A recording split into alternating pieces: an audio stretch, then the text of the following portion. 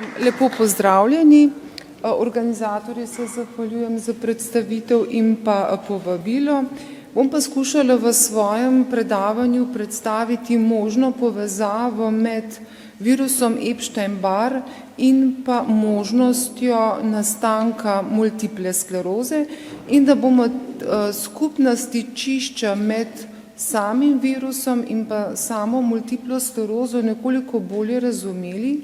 Bom na kratko razložila tako, kaj je to multipla skleroza, kot kaj je infekcijska mononukleoza, torej bolezen, ki jo omenjeni virus povzroča.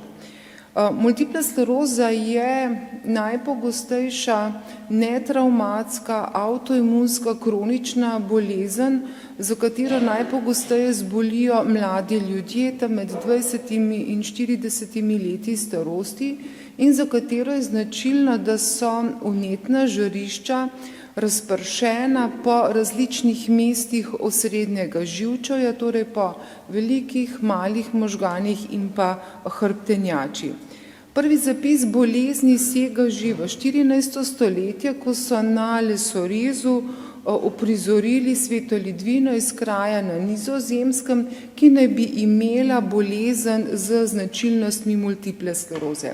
Prvi resni opis sega v leto 1835, ko je francoski patolog bil prvi, ki je opisal rjava področja v osrednjem živčevju. Prvi klinični opis bolezni pa sega v leto 1849. Jean-Martin Charcot je bil znan francoski nevrolog, ki je bil pa prvi, ki je povezal tako simptome bolezni, znake z najdbami, do katerih je prišel na obdukciji možganov bolnic in te svoje izsledke leta 1863 tudi predstavil na manjšem kongresu francoskih zdravnikov. In kje smo danes? Na svetu je več kot 2,8 milijona oseb za multiplo sklerozo in pojavnost narašča z oddaljenostjo od ekvatorja, narašča z preseljevanjem, pogosteje zbolijo bela kot črna rasa in pa pogosteje zbolijo ženske kot moški. Brez dvoma na pojavnost bolezni vpliva celo vrsto okoljskih, pa tudi genskih dejavnikov in med temi okoljskimi dejavniki je brez dvoma potrebno omeniti virusno okužbo z Epstein-Barr virusom, pa nizke serumske ravni vitamina D, prekomerno telesno težo in pa kajenje. Analize človeškega genoma pa so pokazale, da danes lahko z multiplo sklerozo povežemo več kot 100-150 različnih genov, vendar je treba poudariti, da bolezen ni dedna.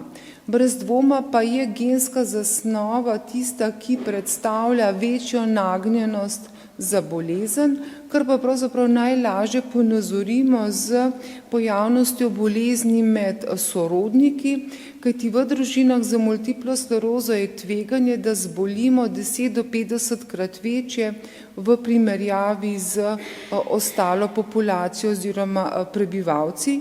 In enojajčna dvojčka zbolita v 20 do 30 odstotkih, dvojajčna pa le v 2 odstotkih. Bolezenski proces pri multipli sklerozi je zelo kompleksen. In sicer začne se z aktivacijo različnih vrst vnetnih celic v krvi, ki izločajo različne beljakovine, snovi, ki spremenijo prepustnost krvno-možganske pregrade in s tem je omogočen vdor različnih vnetnih celic v osrednji živčni sistem, kjer se sproži buren imunski vnetni odgovor proti ovojnici živčnega vlakna, mielinu oziroma proti nekaterim beljakovinam mielina, ki pa je ključen za hitro, učinkovito prevajanje informacij po živčnem vlaknu.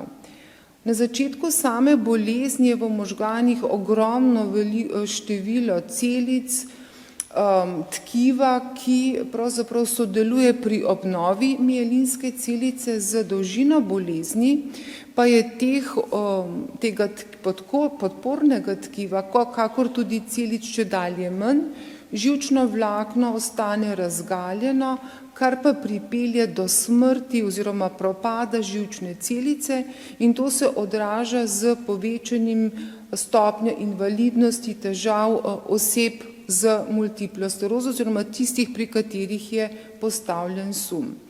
Omenila sem že, da so za bolezen značilno razpršenost vnetnih žarišč po različnih mestih osrednjega živčevja, zato so tudi simptomi bolezni zelo raznoliki in številni. Potrebno je omeniti zelo zgodaj, lahko imamo težave s pozornostjo, koncentracijo, pa z utrudljivostjo, razpoloženjem, vrtoglavico, težavami z ravnotežjem, dvojnimi slikami, težavami z ostrino vida, izgubo barvnega vida, pa težave pri spolnosti, delovanju spodnjih sečil, različnimi stopnjami težav pri gibanju, pa tudi težavami z občutljivostjo. Postavitev diagnoze je kar velik izziv, kajti kljub napredku v medicini specifičnega testa za bolezen ni. Ampak je še vedno osnova za postavitev diagnoze natančna anamneza, torej pogovor z bolnikom in pa pregled, ker kaj ti želiš dokazati, da je imel bolnik v različnih časovnih obdobjih različne težave, si pa ima danes kljub vsemu pomagamo pri postavitvi diagnoze z nekaterimi preiskavami in sicer predvsem za magnetno-resonančno tomografijo, ki nam danes omogoča slikovni prikaz razpršenosti sprememb, s preiskavo likvore, torej možganske tekočine, ki jo dobimo z lumbalno punkcijo, kjer iščemo proti telesa, proti beljakovinam, kjer iščemo posamezne razgradne produkte živčnih vlaken in pa tudi z elektrofiziološkimi preiskavami, ki nam danes omogočajo predvsem spremljanje hitrosti prevajanja informacije po različnih sistemih. Če je multipla skleroza avtoimunska bolezen, je infekcijska mononukleoza virusna bolezen, ki jo povzroča najpogosteje Epstein-Barr, redkeje citomegalovirus in za katerega je značilno, da zbolijo otroci, mladostniki, mladi odrasli, pa tudi osebe z oslabljenim imunskim sistemom. In ključna pot prenosa je slina, zato to bolezen imenuje tudi bolezen poljuba. Mnogo redkeje se prenaša z spolnimi odnosi, transfuzijo krvi ali možno presaditvijo organov. Pri veliki večini otrok poteka bolezen brez simptomov, torej asimptomatsko, pri mladostnikih in pa pri mladih odraslih pa za sliko infekcijske mononukleoze, za katero je značilno pravzaprav, da so simptomi, znaki zelo splošni, smo utrudljivi, imamo povišano telesno temperaturo, smo neješči, slab apetit, bolečine v žrelu, pri pregledu zdravnik ugotavlja spremembe v ustno-žrelnem prostoru, najde lahko povečane bezgavke, tudi povečano vranico, v krvi pa najdemo zmanjšano število prav vseh krvnih celic, lahko najdemo tudi nekatere atipične celice. Za postavitev diagnoze pa uporabljamo serološke teste, torej določamo specifična protitelesa proti virusu. Kot sem že omenila, bolezen infekcijsko mononukleozo najpogosteje povzroča Epstein-Barr virus, ki sodi v veliko skupino herpes virusa, za katere je značilno, da ostanejo v telesu celo življenje in za razmnoževanje potrebujejo gostiteljsko celico. Z omenjenim virusom je okuženih več kot 90% prebivalstva in virus vstopi v telo skozi ustno-žrelni prostor, kjer se tudi v teh celicah deli in povzroča klinično sliko, ki sem jo že omenila in opisala. V nadaljevanju pa se ta virus skrije v vnetne celice B in v teh vnetnih celicah B počiva, miruje, spi in v določenih okoliščinah vnetne celice B ta virus aktivirajo in kar sproži njegovo ponovno razmnoževanje. Z Epstein-Barr virusom ne povezujejo danes samo multiple skleroze, temveč tudi nekatere druge avtoimunske bolezni, sicer sladkorno bolezen, pa še nekatere sistemsko-vezivne revmatske bolezni. Virus pa ima v določenih okoljih tudi možnost, da to vnetno B celico, v kateri se je naselil, naredi nesmrtno. In v tem primeru pride lahko do nekontroliranega razmnoževanja vnetnih celic B in s tem si lahko zelo poenostavljeno razlagamo tudi pojav raka in sicer limfoma. Če je infekcijska mononukleoza virusna bolezen, multipla skleroza avtoimunska bolezen, ki je pravzaprav sedaj neka skupna točka. Že leta 1889 so na majhni skupini preiskovancev prišli do zaključka, da je med vsemi virusnimi obolenji prav infekcijska mononukleoza povezana s povečanim tveganjem, da zbolimo za multiplo sklerozo. In lansko leto so bili objavljeni rezultati 20-letne raziskave skupine harvardskih raziskovalcev, ki so prišli do zaključka, da okužba z Epstein-Barr virusom za več kot 30-krat poveča tveganje za multiplo sklerozo. Raziskava je bila zelo obširna, potekala je na populaciji ameriških vojakov, in sicer 10 milijonov, in v času trajanja raziskave jih je 955 razvilo multiplo sklerozo in v samo raziskavo so vključili na to nekoliko več kot 800 posameznikov z multiplo sklerozo, ki so jo po starosti, spolu, socialno-ekonomskem statusu primerjali z zdravimi posamezniki, in sicer 1566. V tej populaciji ameriških vojakov so imeli možnost analizirati kri, in sicer na prisotnost virusa, na prisotnost protiteles, in potem so iskali povezavo med okužbo z Epstein-Barr virusom in pa datumom nastanka multiple skleroze s pomočjo analize 3 vrst oziroma krvi v različnih časovnih obdobjih, in sicer ob pričetku služenja vojaškega roka, tik pred postavitvijo diagnoze in še en vzorec v vmesnem obdobju. Prišli so do pravzaprav zaključka oziroma do rezultatov, da je pravzaprav ob začetku služenja vojaškega roka so zaznali protitelesa proti omenjenemu virusu v izredno nizkem odstotku posameznikov, da pa so pravzaprav določili protitelesa oziroma jih zaznali protitelesa proti tem virusu kar v 97% bolnikov, ki so oziroma posameznikov, ki so v tem času razvili multiplo sklerozo, in čas, ki je minil od pozitivnega serološkega testa do nastanka multiple skleroze, je bil v povprečju 5 let, razpon je bil tam od 1 do 10 let. Na to so naredili še mnogo bolj komplicirane, podrobne subanalize in raziskave, ki so pravzaprav pa pokazale, da če nismo okuženi z Epstein-Barr virusom, je naše tveganje za multiplo sklerozo praktično nič. In to, kar so dokazali, je, da okužba z Epstein-Barr virusom pa kar za 30-krat poveča tveganje za nastanek multiple skleroze. Seveda jih je potem v nadaljevanju zanimalo, ali je res samo Epstein-Barr virus med celo množico virusov res odgovoren za povečano tveganje za multiplo sklerozo, in so zato pravzaprav analizirali imunski odgovor 30 posameznikov za multiplo sklerozo in so imunski odgovor primerjali z zdravimi posamezniki in sicer pred in pa po diagnozi multiple skleroze in ponovno prišli do podobnih zaključkov, torej detektirali so imunski odziv v krvi samo v visokem razmerju, samo proti Epstein-Barr virusu.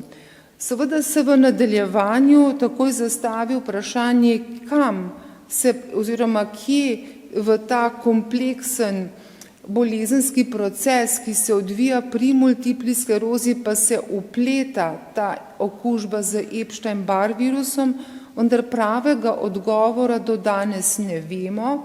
Predvideva se, da pravzaprav virus, ki ko vstopi v organizem, izrazi beljakovino, ki je podobna mielinski ovojnici, torej tako imenovana mimikrimija, posnemovanje, in da preko tega sproži imunski odgovor oziroma da te vnetne celice, v katerih se je naselil Epstein-Barr virus in kjer potuhnjeno spi, uidejo nadzoru v krvi, uidejo preko krvno-možganske bariere v osrednji živčni sistem, kjer se aktivirajo pod določenimi okoljem in tvori celotno kaskado vnetnega imunskega odziva.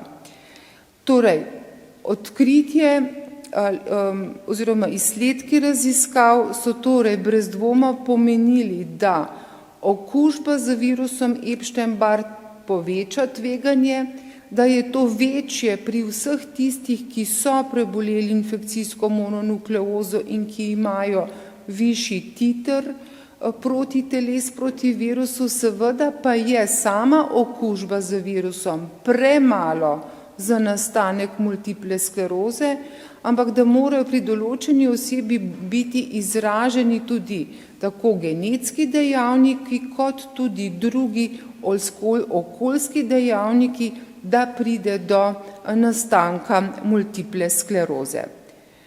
Torej, če nekako zaključim, rezultati raziskave skupine harvardskih raziskovalcev so bili odmevni, so brez dvoma potrdili teorijo o vlogi Epstein-Barr virusa v tveganju za nastanek multiple skleroze, brez dvoma pa so dali pravzaprav veliko izzivov za znanost in raziskovalce, predvsem v iskanju odgovorov na vprašanje, kje in s katerimi mehanizmi in na katerih točkah in zakaj okužba z Epstein-Barr virusom je tako pomembna tudi ne samo pri nastanku multiple skleroze, temveč tudi v poteku bolezni. Ali bomo lahko z razvojem cepiva, do katerega je brez dvoma še daleč, lahko zmanjšali tveganje za nastanek ne samo multiple skleroze, temveč tudi drugih avtoimunskih bolezni, s katerimi je okužba z Epstein-Barr virusom povezana, in seveda tudi izzive, kako pristopiti k zdravljenju bolezni, kajti danes vemo, da imamo veliko število zdravil, s katerimi lahko učinkovito upočasnimo bolezenski proces, vendar nimamo jasnih odgovorov, ali ta zdravila, ki jih danes poznamo, učinkovito deluje tudi na te latentne B celice, v katerih pravzaprav virus miruje in spi. Imamo samo posredne dokaze, da je pravzaprav anti-B celična terapija tista, ki ta trenutek je največ dokazal, da učinkovito zmanjša število vnetnih celic, v katerih je naseljen virus Epstein-Barr. Hvala lepa. Najlepša hvala. Zdaj pa še nekaj vprašanj. Ali zdravila za multiplo sklerozo učinkujejo predvsem na izboljšanje krvno-možganske pregrade ali na upočasnjevanje, preprečevanje nadaljnje demielinizacije? Ja, torej, zdravila, ki jih danes poznamo za zdravljenje multiple skleroze, delujejo na različnih mestih bolezenskega procesa, ki se odvija pri multipli sklerozi. Torej, zdravila, ki modulirajo, to nekako spreminjajo imunski odgovor, delujejo v krvi, predvsem delujejo na vnetne beljakovine, ki pravzaprav vplivajo tudi na prepustnost krvno-možganske bariere. Druga velika skupina zdravil pa je tako imenovanih imunosupresivnih, kar pomeni, da še vedno v krvi znižuje število različnih vnetnih celic in s tem, ko zavre imunski proces v krvi, se zmanjša prepustnost oziroma prehod teh imunskih vnetnih celic v osrednji živčni sistem. Torej, mehanizem delovanja je predvsem imunosupresiven in deluje predvsem v krvi.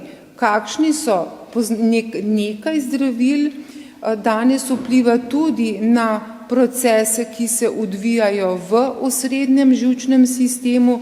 To so predvsem tako imenovani modulatorji sfingozin-fosfatnega receptorja, da poenostavim, ta skupina zdravil v osrednjem živčju prispeva k procesu tvorbe nove mielinske ovojnice. Hvala. So ugotovili tudi kakšno povezavo med širšo družino Epstein-Barr virusov in raznimi oblikami demence, Alzheimerjeva in podobno? Bile so delane raziskave tudi v povezavi z kognitivnimi motnjami pa Epstein-Barr virusom, sam kakšni so natančni izsledki, pa žal ne vem. Koliko splošne populacije je okužene z Epstein-Barr virusom? Praktično vsi, 90%. Okay. Ali obstajajo presejalni testi za multiplo sklerozo? Presejalnih testov ni, prav zato, ker vemo, da za multiplo sklerozo pravzaprav lahko, ne vemo točno, kdo zboli, poznamo samo pravzaprav dejavnike, se pravi rečemo, da je multifaktorialna bolezen. Tako da nekih presejalnih testov ni, ne? Brez dvoma pa se gre razvoj na področju obravnave in zdravljenja oseb za multiplo sklerozo v iskanju pravzaprav zgodnjih označevalcev vnetnega procesa v krvi in tudi na magnetno-resonančnem slikanju, predvsem s ciljem zgodnje postavitve diagnoze, ne pa toliko presejalnih preiskav. Hvala. Kakšna je korelacija med posedovanjem Epstein-Barr virusov in razvojem sekundarne progresivne multiple skleroze? Tukaj ne govorimo o korelaciji med okužbo in virusom in pa samim potekom bolezni. Zaenkrat lahko samo odgovorimo na vprašanje, da je Epstein-Barr pravzaprav eden od tistih virusov, ki lahko sproži kaskado bolezenskega procesa, ki se odvije pri multipli sklerozi.